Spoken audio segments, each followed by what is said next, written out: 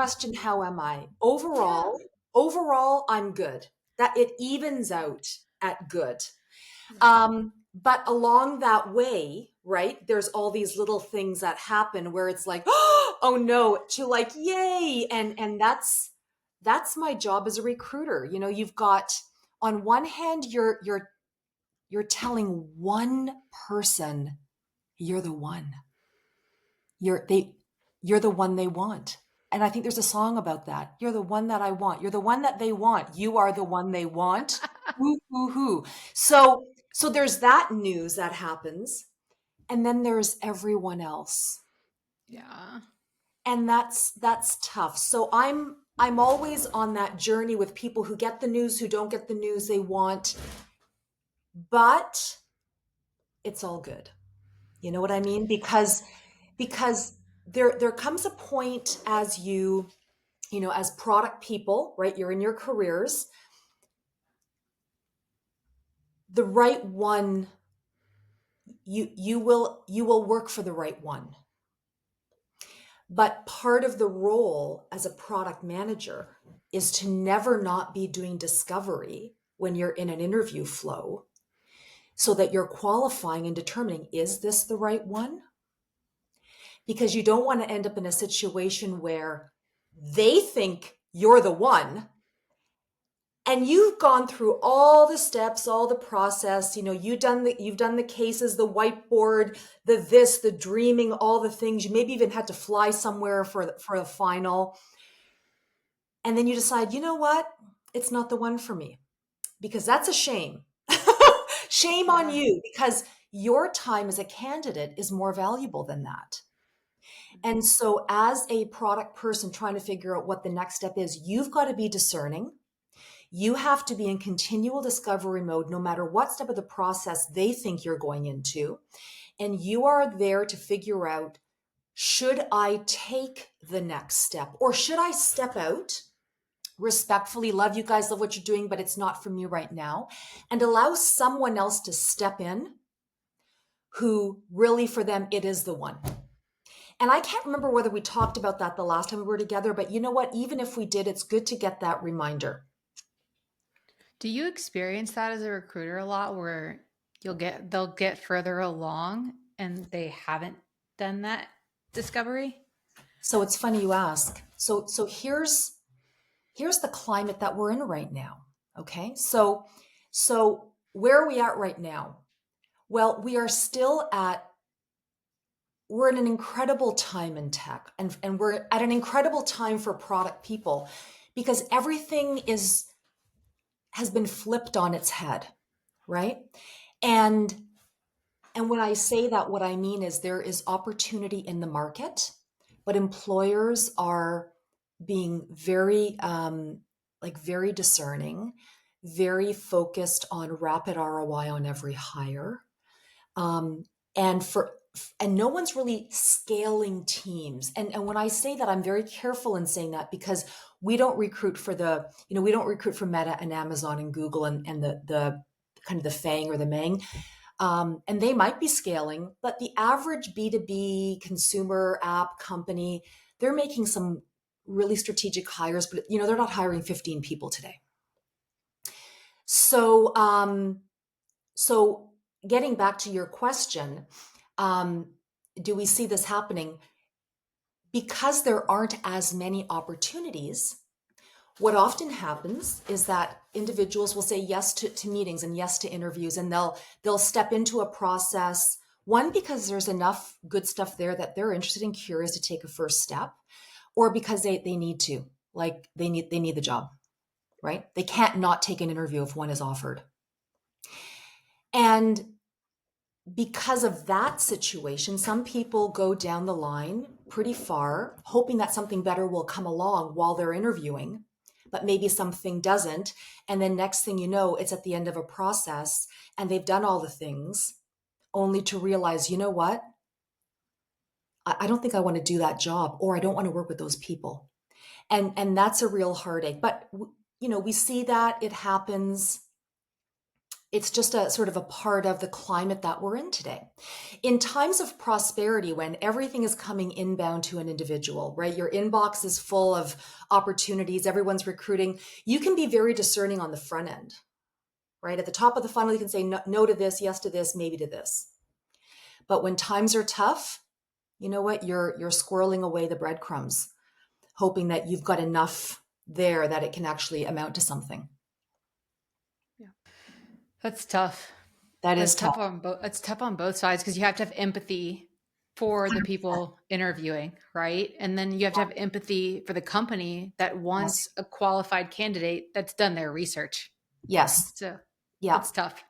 And the other thing too is that, economies, because there's more people, maybe that's, I don't have the data behind it, but there's a lot of people who have never been in this economic cycle before. This is their first time. So they don't really know what to do and how to do it. And so they're just trying to do the best they can. And you're absolutely right. Empathy is everywhere, but also just being true to understanding what is your North Star. What are you trying to achieve in the next move that you make? Who do you want to become in the short term, like in the immediate term, in the I need a job term? And then who do you want to become in your career? So there's the work, but there's the career. There's the who do I want to become? There's the fantasy, and then there's the practical things. You know what? I would love to become this where that person is in their career. Okay. And then but I could probably become that situation, right? So you've got your stretch goals. And that's the cool thing about product people is that, to some degree, you are the product, your career is the product, and you're shaping that as move through your long career journey. And there's so much is accepted for product people. It's such a beautiful role. If you're a salesperson, you're a salesperson, and you're always going to have to make your quota and be the rock star, and make sure that you were on the President's Club trip, because that's about it. and if you're fortunate enough to be promoted to being a sales leader, the running joke is that the best people make the worst managers, right? Who wants to work for, we're getting into stereotypical, what is a great software salesperson? I won't even go there.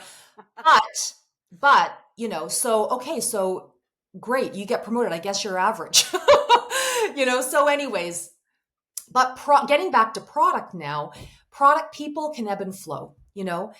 Today you can be an IC, tomorrow a director, then go back down to being I shouldn't even say back down, then pivot to being a super IC. And that's okay. And in some of those IC roles, you can earn as much as the leader earns. So there's that. And like your job more.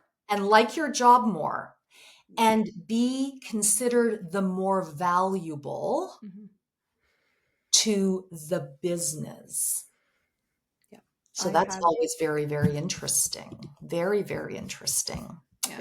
It is. And I've seen folks like on LinkedIn, they've talked about this. Like, I love product. I love what I do. I would rather be the super IC as opposed to in the C-suite or something. And I think it's something that we as product people, if you had asked me early in my product career, I would have said, CPO. I'm going straight for CPO. But now I'm like, you know what? I've been in this for a while. I can start to think about some of those other paths that maybe the conventional path there was one way to go before, and now it's like it doesn't have to be like that. And I've thought about this as a professional, and I think other people are opening up and thinking about it as well. Like, we don't need to follow that stereotypical junior, regular, leader, etc. Like, there's different ways that you can do this role, and I think that's worth exploring. It is so true. And in fact, if I've never mentioned it before, there's one person who just provides such value to career advice publicly, and his podcast is called The Skip. Have you guys heard of this guy? I haven't, no. Okay. Whoa. Okay, I'll send you the link when we're done. But his name is Nikhil Singh. His podcast is called The Skip, and he was the CPO of Meta. And he's been on Lenny's, he's part of the Lenny crowd, right? And so he has real quality career advice for PMs. Definitely worth following and listening to his content. And he talks about exactly what you just shared. That's Yeah. great. We should link that, Santi, to the show notes. Hey everyone, it's Santi popping in real quick to talk about Prodfolio. As we know, storytelling is a massive part of product management, but sometimes we struggle to tell our own. Meg and I are no exception, and after having many conversations with other product people, we noticed a trend. Lots of other PMs struggle to tell their story too. So like this podcast, Meg and I set off to help close this gap we were seeing, which is where Prodfolio comes in. Prodfolio is a portfolio building tool that helps product managers tell their story in a way that hiring managers are actually interested in seeing, all in a fraction of the time as other methods. Show your work, own your impact. Link in the description. Yeah, ladies, I have been thinking a lot about this term, and I'm going to say that I coined it, but it's possible I haven't. You know what I mean? Do you ever have one of those moments when you think, you know what, I think I could brand this.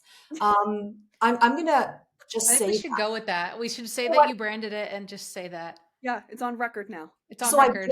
I branded this term called candidate mode. Okay.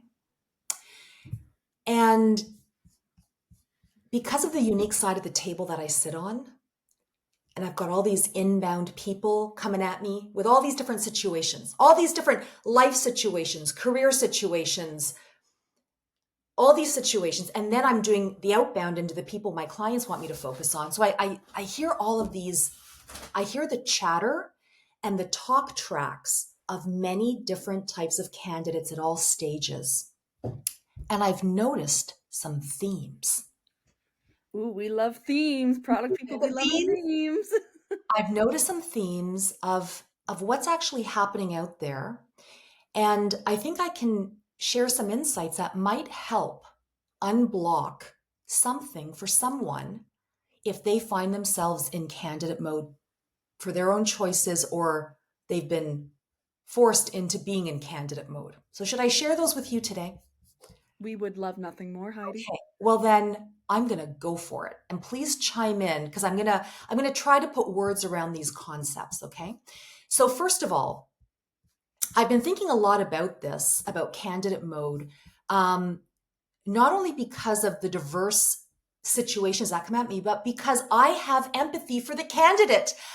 Sometimes I listen longer than what I should, and I try to offer advice because it's a hard and brutal world out there. And what's important when you're a candidate is that you focus on the objective that you're trying to achieve, okay? And the first sort of theme that I've noticed among many people who are candidates is that they're not in candidate mode. They are the opposite. They are, first of all, in denial of the reality of the situation.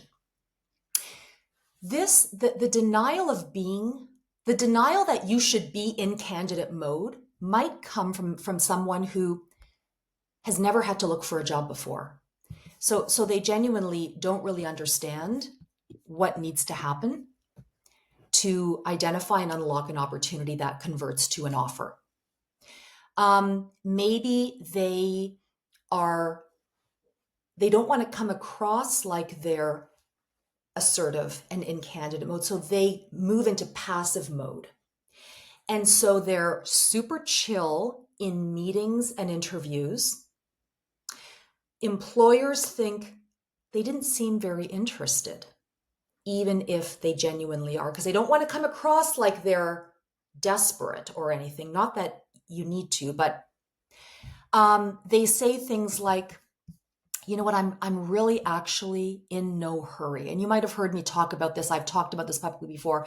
You know what, I'm really in no hurry because I'm looking for the right thing. I'm really looking for the right thing.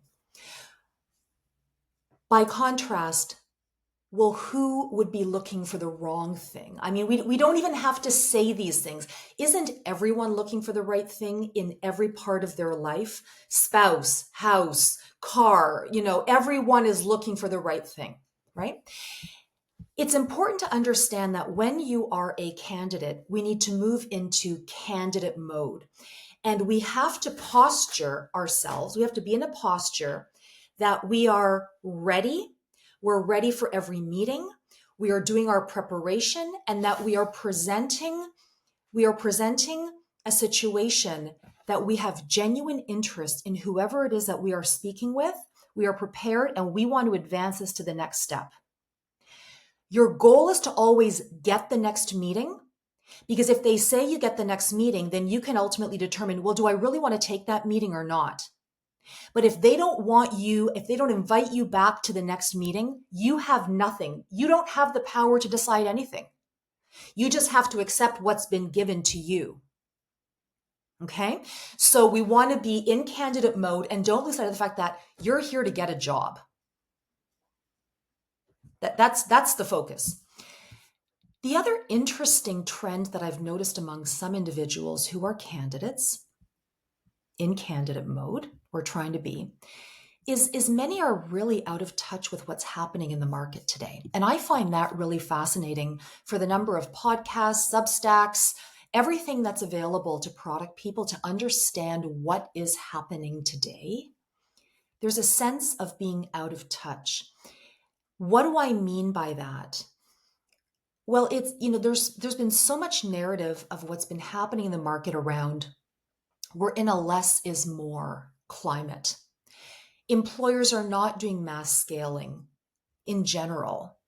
There are more opportunities published for individual contributors than there are for leaders. This is just a fact.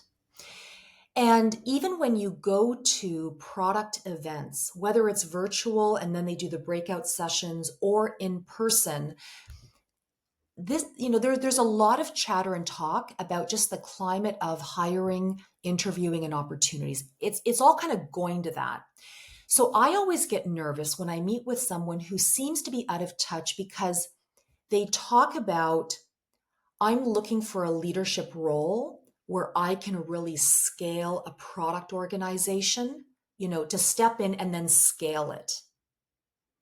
Or, you know what, I'm only interested in the next level of leadership. And that's crazy to me when I hear I'm a director and I'm looking for senior director, because that suggests that, wow, you're looking for a company with many layers. I mean, we got everything in there, right? This is the VP, SVP, then CPO. When the typical tech company who's getting funding and building, they're still fairly flat, or they want to be even flatter, which is why downsizing is still happening. Okay. So that, I don't know, like, are you finding that at all in the people you're talking with? Like, do you ever sense that product people are out of touch? I think they definitely can be. There's some, and so for me personally, I haven't come across too many folks that have had like a strong out of touch. I think Meg, though, you might have come across a couple of it's more of the aspiring people trying to get their first product role. Yeah. Those folks can sometimes, and it's not like they're ambitious, right? That's not wrong. But I think they might underestimate the time and the actual, like, what it actually takes to get into that first product role, right? It's And so instant gratification. That's what I always call it. They want the title, they want the role, they want it now. Yes. And they think it's going to come with a $200K base salary. Yes. They want it like immediately. They don't realize that maybe you need to get a marketing role first or an entry level support role. They don't realize that there's things that need to happen before you are a product manager with a $200K base salary, and that you need to be okay with that. Mm-hmm. That it's a pivot. It's a long game. Great way to describe it. Yeah. I had the opportunity to sit in on a session in person in Chicago led by Dan Olson, Bay Area author. And he was reflecting to the group about what he's seeing in the Bay Area. And it validates what we're talking about, which is the path into a product role for most people is through an employer who you already work for. That's the path for most people. And the beauty about a career in product is that everyone is welcome. There is an opportunity for every type of background: technical, business, domain expertise, marketing, design. Some of the best product people I've met used to be UX designers originally. So that was really encouraging. And that is still very true today.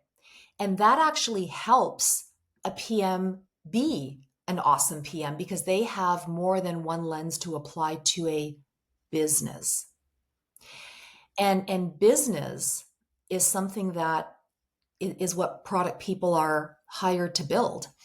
And one of the other things that I think folks that I've noticed, another trend in folks who are in candidate mode is not realizing the audience and the people they're engaging with and communicating appropriately to those people and what those people are likely to need to know.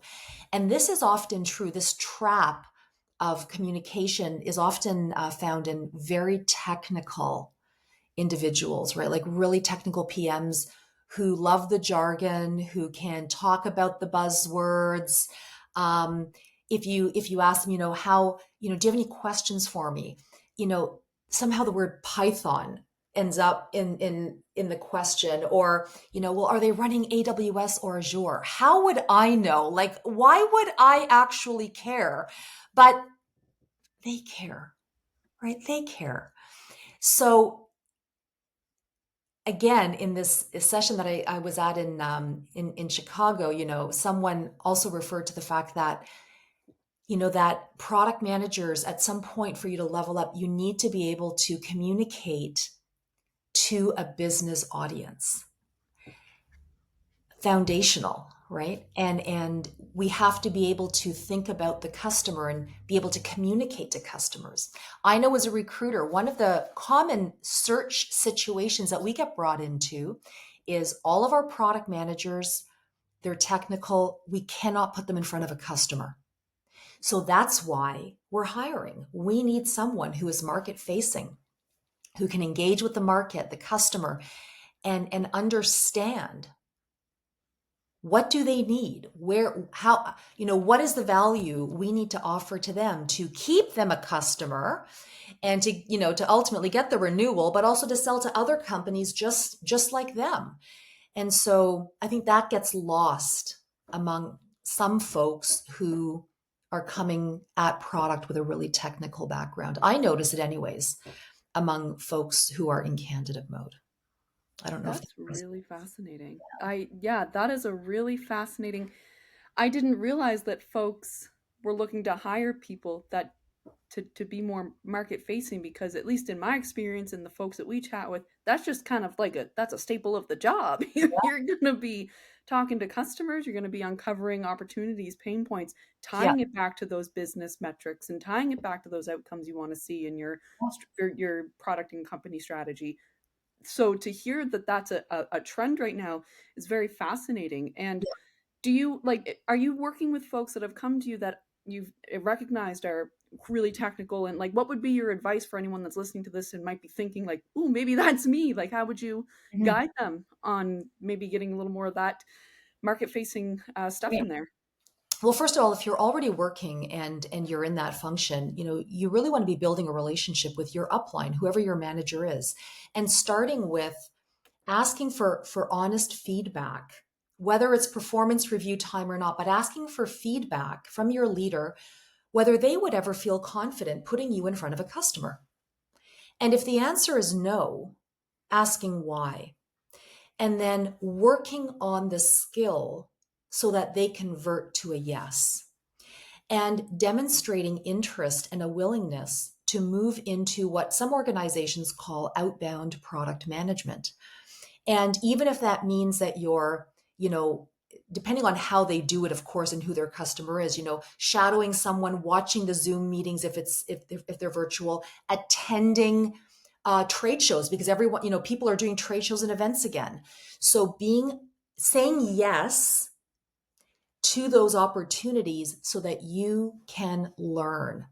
I think what's always underestimated is initiative. People don't realize that initiative and expressing willingness to do something new is a quality that employers value. It's kind of an old-fashioned thing, raise your hand, sign up for something, volunteer. That goes a long way and really demonstrates that you're someone who's a high potential employee. Organizations love to promote people. HR teams, people teams, they want to give opportunities to the people who already work at their companies. They have invested in you over a long period of time. And so anything that you can do to, put yourself into that group could benefit you, and it will benefit your employer. The other interesting thing that many people don't talk about, and even recruiters don't talk about this, is exploring the learning and development budgets that employers have. So if you're working for a company, do they have budget to help you upskill an area so that you're better at your job and they benefit because of that upskilling? Many companies have money to help you get to that next level, but you have to demonstrate interest and willingness. Now, sometimes it will lock you in to staying for a period of time so that they see the ROI on that investment in you, but it would be worth it, because if it's important to them, it's probably important to other companies as well. Now, one of the interesting things about candidate mode for folks often who are on the junior early stage side is that they probably are within a 5-year window of having graduated, where there is still what's the course I'm missing? Is there anything that I should get certified in, or any course that I should take, Heidi, that would help my likelihood of, getting an opportunity? And I want to call that out because most employers want real world, real time experience in something. And there really isn't a course or certificate that I've ever come across that is the, oh my goodness, this is the one. And as a recruiter, employers don't include courses and certificates in their requirements when we get engaged on a search. It's all about experience. But in the climate that we're in, which is very AI centric, that can add something to an individual's background that makes them a more desirable candidate over someone else. The formalized learning of what it takes to ship a product that is AI enabled. I'm not talking about using AI in your job, but actually shipping product that has AI in it, an AI enabled SaaS product. And I'm always very careful in what I recommend, because I never want to suggest that that's going to be the secret sauce. And not everyone learns the same way, right? But there is one course that I have come across, and a lot of people already know it if they're in product. And in fact, Lenny has even endorsed it. And I've actually gone on the record of saying, I think it's awesome. It's run by a program called Product Faculty. And the instructor of the cohorts works at OpenAI. And that's why I support that course and would suggest that would be one to look at if what you're trying to do in your career aligns to that. And it might not. So Product Faculty runs the AI PM course, and it's over a number of weeks. And OpenAI, Mikdad Jaffer, a PM at OpenAI, is the instructor, and it's worth taking a look at if that's what you're trying to unlock in your career. And I do not benefit in any way from anyone who signs up for that. So there's nothing in it for me. Now, but it does evoke the whole thing about AI, which is every product manager in this time and moment in history needs to be looking at discovering, learning, and building with the tools that are being made available to everyone. Because as time goes on, that is going to be the differentiator between who advances and who doesn't into interview cycles. I believe that very strongly. And there's lots of different types of AI product managers. As an example, we've been doing a significant amount of work recruiting for candidates who have experience using, I always think of it, I have to think about the acronym GAK, the Google Agentic Kit. So, when you think about the multi-agent business environments for B2B SaaS, that's what we've been focused on over a significant period of time. So someone might do AI, might be working on AI and it's not using that SDK. So you want to think about, where have you been investing your time as a product manager? Where are you most likely able to apply AI in the products that you manage? And how can you accelerate your career and close gaps that will be coming, applying AI to those types of products? That's the question you want to have an answer to and have looked into. I love that. As someone who works on AI products, I love that. Yeah. I think that's great. I think that like people think of AI as this like huge thing. And like, as we talked about with Aaron, I think we just need to think of AI as solving real human problems and what tools are available today to solve those real human problems, and then get comfortable with them. Because like Heidi's saying, it will close a gap at some point. Knowing those tools is what's going to close the gap. And I think that a lot of PMs are in this space right now where they're scared of these tools or hesitant to use them because they're using this perspective of, well, what about talking to users? What about solving the business problems? I think it all goes hand in hand. So I think we just need to think about it as an important thing to learn and become comfortable with. I'm not sure how to fully articulate that, but I think we all get what I'm saying. 100%. And it's a really weird and fun and exciting time when even I think and wonder, should I be learning vibe coding? Heidi, I'd love to see you vibe code. I think that would be amazing. if I ever go down that road, I will let you guys know about it. Okay. I will. Please do. We're obsessed with it. Please Are do. you? Oh my God, we're obsessed with it. We've tried all the tools. We go back and forth about them all the time. Like, we love them. So please let us know. Okay. Awesome. One of the topics I love talking about are product resumes. And I love talking about product resumes because I see so many practical, tactical things that people can do, just little changes that one could make to better optimize a resume. Because when you're in candidate mode, you're looking at that resume from one side of the table, but it's actually the employer and what they think and what they're looking for and how they interpret resumes and what they need in a resume that actually matters. So I have 3 fun personas that I've coined of the types of product resumes that I call the big no-nos. Okay. So I'm going to kind of give you some insights on these 3 personas of product resumes. The first is the product manager who is Jargon Jerry. Jargon Jerry writes a resume with all of the industry buzzwords that they could be attached to, believing that it's a technical person looking at the resume first, and will then take that resume and say, we got the hire right here. But that's actually not who's typically that first line of defense you're trying to break through in a job search process. It's often a business person. It's an HR generalist. It's a talent acquisition generalist. It's maybe a recruiter, a third party. Could be a product leader if you're a PM, right? Depending on the organization. But it's often not a super technical person who will say, these are one of my people. The other thing about resumes that are littered with jargon is that what they often don't include is value, a value narrative. This is how what I worked on and what I delivered and what I shipped and what I did, how it made a difference to the business, to a customer, to revenue, to the efficiency of the business I worked for if it's not a software company.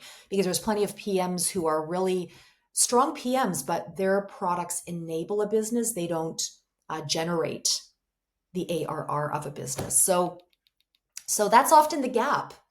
And many product managers struggle with communicating the business side. And we've already talked about how important that is. So Jargon Jerry, if that's you, relook at that document, relook at your product, the product being a resume, and ask yourself, are you communicating how you made a difference? Because that's really why someone's going to be hiring you, is to make a difference and to drive an outcome. So that's what you really want to make sure you talk to in your resume.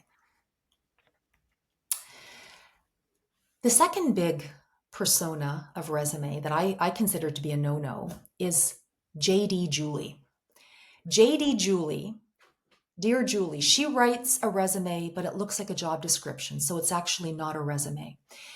JD Julie writes sweeping generalist statements that could describe anyone, anywhere in a product org. You will be responsible for cross-collaboration communication among designers and engineers and the business. So that resume says, I'm responsible for cross-collaboration with product managers and engineers and designers and everybody. No kidding, you and everyone. Or the resume might say, you will be responsible for grooming the backlog and prioritizing and doing something with a 5-person squad and a stand-up every Monday morning at 8 a.m. Yes, we know that. Tell us, what was the outcome that came from that stand-up and how did it move the needle in the business? So JD Julie needs to think about reimagining the resume into impact statements of what you've actually done. What have you achieved? What have you shipped, launched? How did that add value to the product or the business? Because that will be the reason why someone needs you. That's what you'll be hired to do. And a resume doesn't need to educate the world on what product managers do in general, because even that could look slightly different company to company and title by title.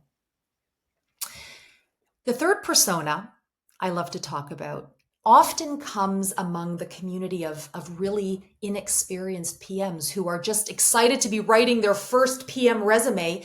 So the first thing they do is they try to automate it.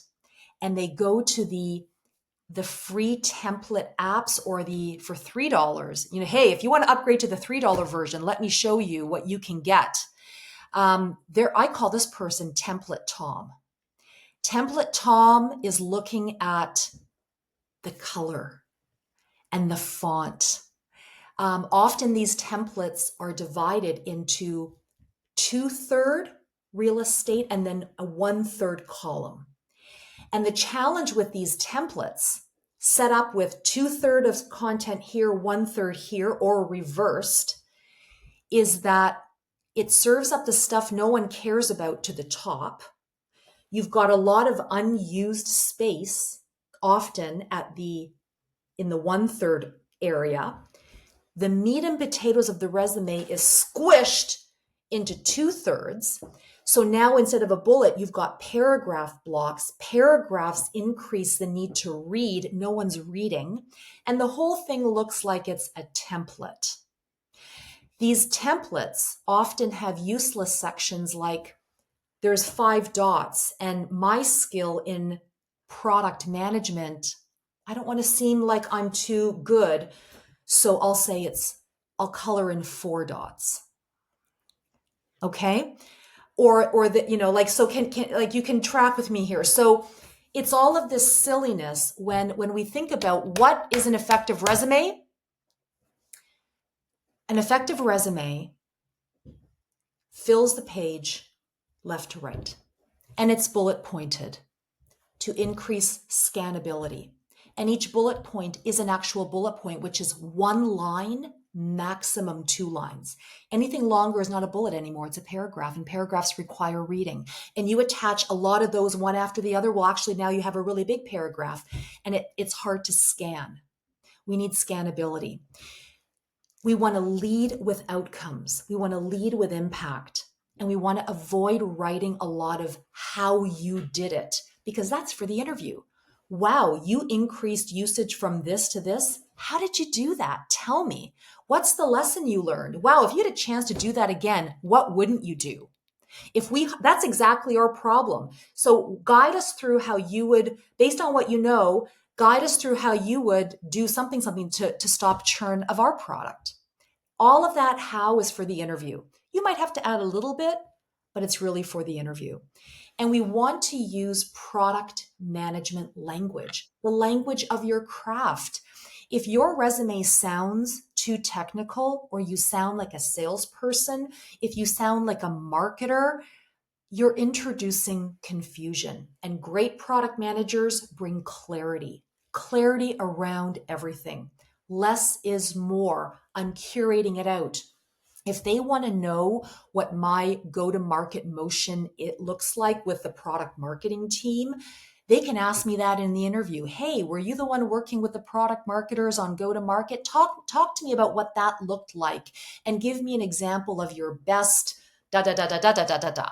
Right? That's for the interview. But your mission is to tick off they're a product person. That CPO who looks at that resume needs to say, this is my people. And these are the gaps and the skills and the things that we need someone to have done to close the gaps on our team in our organization.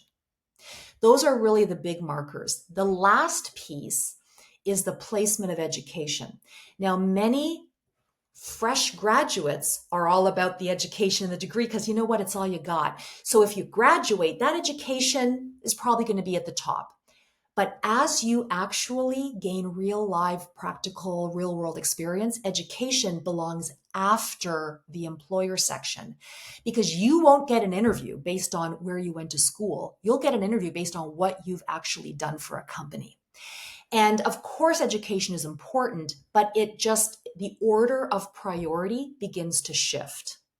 If you are a fresh MBA person, okay, you might want that name, MBA at the top, but you know what, 10, 15 years into this, yeah, so what? Your peer group, who doesn't have an MBA? Or if it's today, that's not even that big of a deal because we're all about vibe coding and that AI course I talked about. So MBA, yeah. Those are my thoughts on education. The final thought, the cherry on top, is make sure that you are communicating with some action verbs in there. You want to communicate with impact and that you launched, shipped, delivered, reimagined, championed, solved, all the words that say, hey, look at me. I've actually done something. So while JD Julie is talking about all the things that someone in the world is doing, you're actually talking about what you have done. Because if we think about a product leader hiring a product person, they're going to hire someone for one of two reasons. Number one, we've got a big problem we need someone to solve. Or number two, we have an incredible opportunity we need someone to realize. So the more your talk track on a resume can connect to the fact that I've solved these problems, I've realized these opportunities. If future behavior, what's that saying? If past behavior is an indicator of future behavior, you're likely to be someone who can get stuff done. And that's what people want today, because we've already talked, if no one's hiring a 10-person product team and they're only going to hire one person, that person matters and they need rapid ROI on that hire. So we want to come across and project that we actually get stuff done, realizing opportunities and solving hard problems no one has been able to solve up until that point. Up until that point, you came along. Bam. I have no words, Heidi, and I'm a rambler. So okay, I know. I'm a bit of a rambler too. I was locked in. I just want to ask you, in. where can someone get help with their resume if they're stuck as Jargon Jerry, JD Julie, or Template Tom? Yeah. So step one would be, depending on where you're at in your career, there's a lot of information that's publicly available about resumes and for product people, and do research. Okay, do what you do for a living. Start with research, discovery. If you are a more senior level person and you don't have time, or you need kind of a one-on-one coach to help you level up the narrative, we provide a resume coaching service, and you can learn more about that by going to theproductrecruiter.com and clicking on resume coaching. It's not a resume writing service, and it is absolutely not a bot. I become your coach, and we work together in lockstep to get it done with intention. So if that's something that you're curious about, you can email me or visit our website, theproductrecruiter.com. Go to resume coaching, and you'll have lots of information and testimonials and investment information there. Amazing. Amazing. You are just, I just want to highlight to the folks listening to, Heidi is such a champion of the product community. She just selflessly gives so much information, knowledge, help, support. She helped me with my resume years back. Like, I was a JD Julie, not gonna lie. She helped correct that. So full testament here. She's amazing. And I Heidi, just thank you again for being such a resource and a light in this community. You are one of the best of the best here, and we're very grateful for everything you do. Thank you. Thanks for having me again and for being together. And it's always a pleasure to talk about product everything. And I hope you guys have an awesome new season of your podcast. Cheers to you and all you're doing and helping people pivot their careers into product and just understanding that journey, because it is a journey. It is a roadmap. I see marketing plays coming out of here, Heidi. I think we're on to some stuff here. Awesome. I see so much here, but thank you so much. This has been incredible, and we appreciate you staying a little late with us. So thank you so much. Ladies, I'm flattered that you would have me back.